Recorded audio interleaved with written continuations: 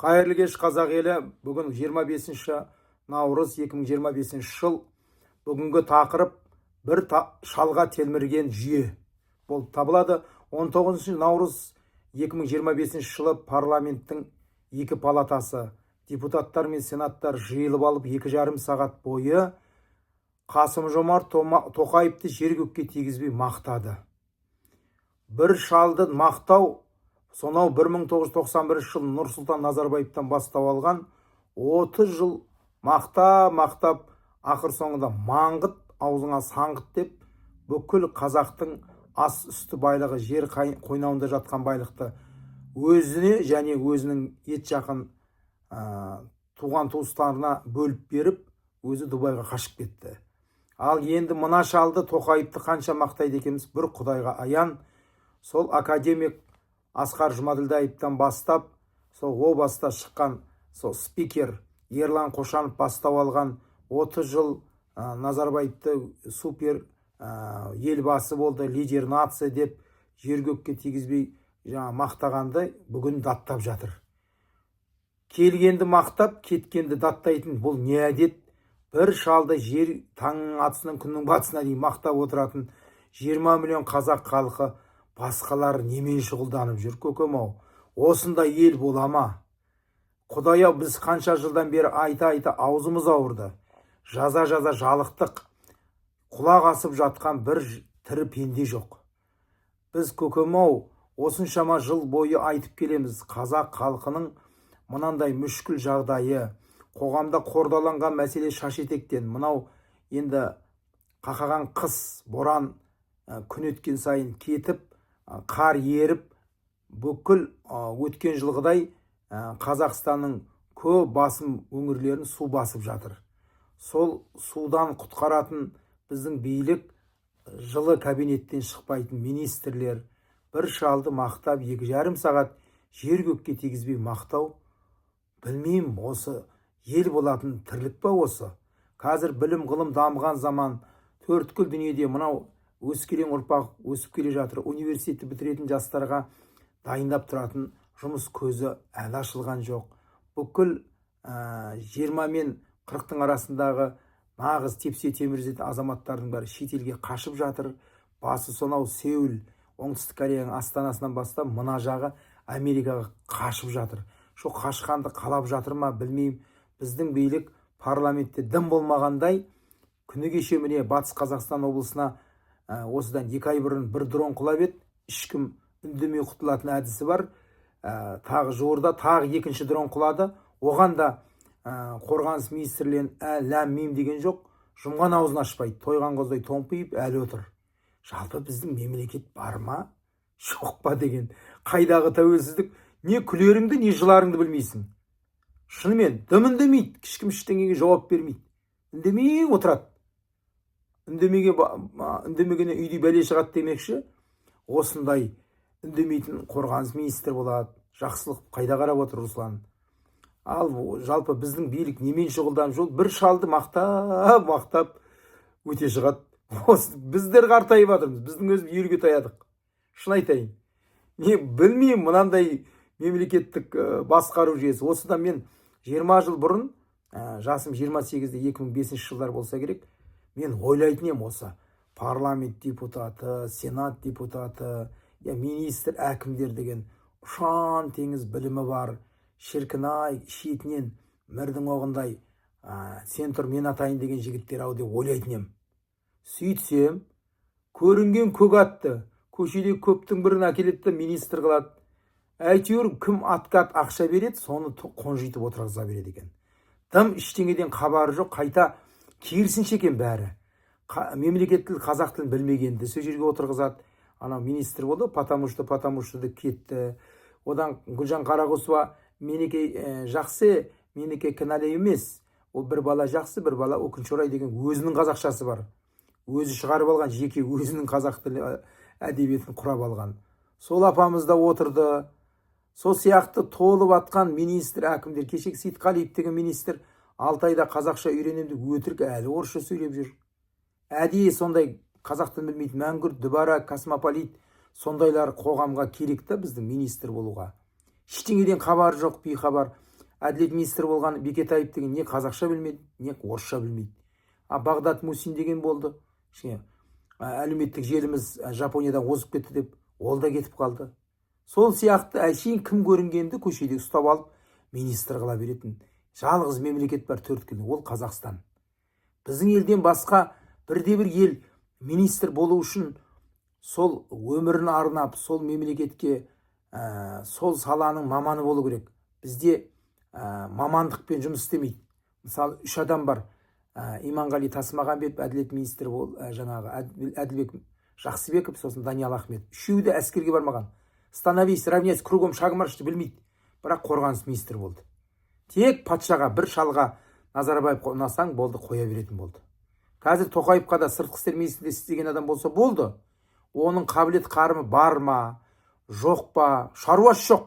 Тек сыртқы істерде істедің бе болды, барады да министр қылады, әкім қылады, қонжита береді. Осындай ел бола ма? Менің ақыл парасатыма, ақыл сана сезіме қонбайды. Кезінде осына 100 жыл бұрын айтты Мұстафа Шоқай. Кім көрінгенге телмірген халықтан қарағанда жетім лақ бақытты деп еді. Біз Ресейге бүкіл барлығымыз тапсырып беріп жатырмыз. Күні кеше Мәскеуге барды.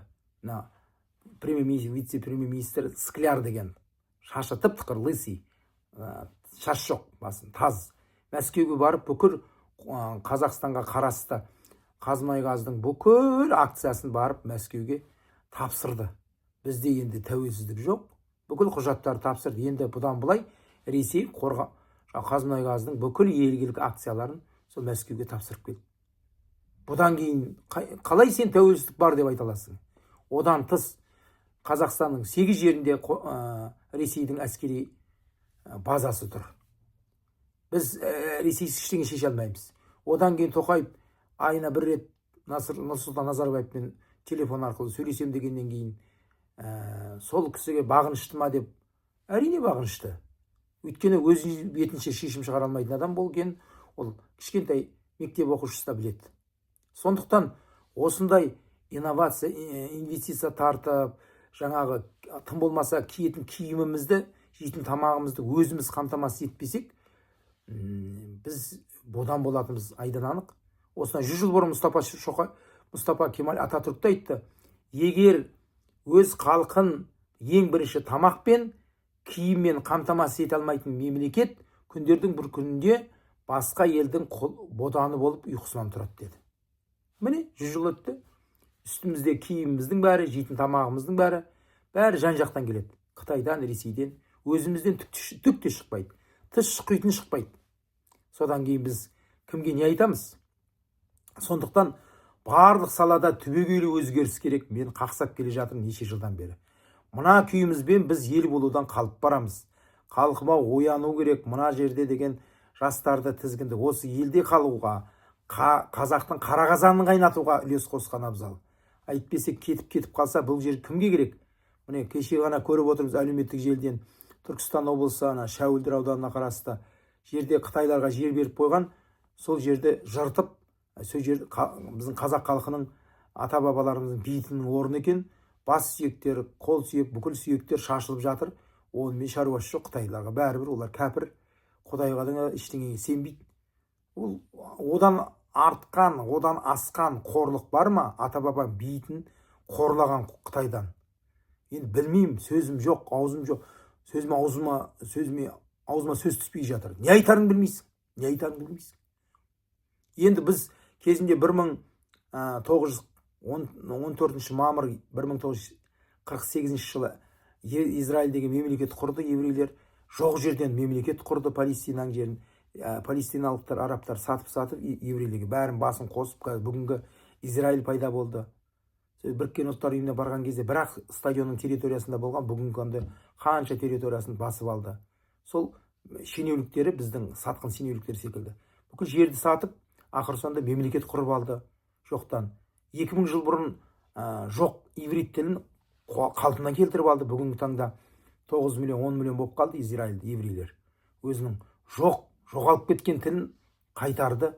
Біз бар тілімізден айырылып отырмыз. Көшеге шық, қазақша сөйлемейді қазақтың өзі. Бір-бірімен орысша сөйлеп жүр. Содан кейін не айтамыз?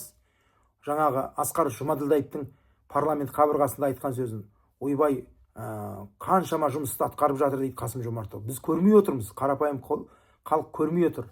Сол келгеннен бастап арыстағы жарылыс пайда болды, пандемия басталып кетті, қынадай қырып тастады қанша адам. Қаңтар басталды 2022 жылы, қанша жазықсыз жандар түрмеде отыр әлі күнге дейін. Жаңағы соңғы сөзі Әйгерім Тілеужанның жылап тұрып айтты ғой, мен ештеңе жасаған жоқпыз, халыққа заңға қайшы ештеңе істеген жоқпыз. Соны түрмеге қамап қойдық. Тым жақсы қызды. Думан Мұхаммедкәрімді, Марат Жыланбаевты айта берсе қаншасы, қайсы бірін айтасың? Сол жазықсыз жандар түрмеде отыр. Біздер оразаны, Рамазан айы деп тойлап, күнде ауыз ашарда асыр салып, ол мен шаруамыз жоқ. Анада қиналып жатыр ма, ол мен ешкім жұмыс жоқ. Осылай, білмеймін, осындай халық болып қалдық. Таңның атысы, күннің басы, тек тойлағаны басқа ештеңе білмейміз. Білмеймін, мына тығырықтан шығу, былай ел болу, қазақтың мұңын мұңдап, жоғын жоқтау, мына қазақ халқын қазір әлеуметтік желіге ашып қарсаң, жылап жүрген қазақ, бір-біріне пәтер әпереді, пәтері жоқ, көп балалы аналар шырылдап жатыр. Онымен Қасым Жомарт Тоқаев көрмей ма, я құлақ естімей ма, көзі көрмей ма, көріп халқына жан ашу деген атымен жоқ. Ләм десейші, бір ауыз сөз айтсайшы, жоқ. Ол айтпай ақ қойсын, Ерлан Карин деген бар, неге айтпайды? Аида Балаева, мәдениет министрі, жұмған аузын ашпайды. Халықтың бағыт бағдарын, проблемаларын шешу керек қой. Біз не үшін оларды қойдық ол жерге? Олар уәде беріп, конституцияға қолын қойып, ант берді ғой, халқыма қызмет етемін деп. Бірақ біз көрмей тұрмыз. Сөз уәде беру бір абырой, уәдеңде тұру мың абырой дейді. Уәдесінде тұрмай тайқып кеткен ол. Содан кейін қарапайым халықтың оларға деген көзқарасы, өкпесі қара қазандай болатын. Сондықтан біле жүріңіздер. Енді білмеймін, мына бір шалға телміріп отыра береміз ба, я гүлдей соламыз ба? Ол жағын уақыттың еншісіне қалдырайық.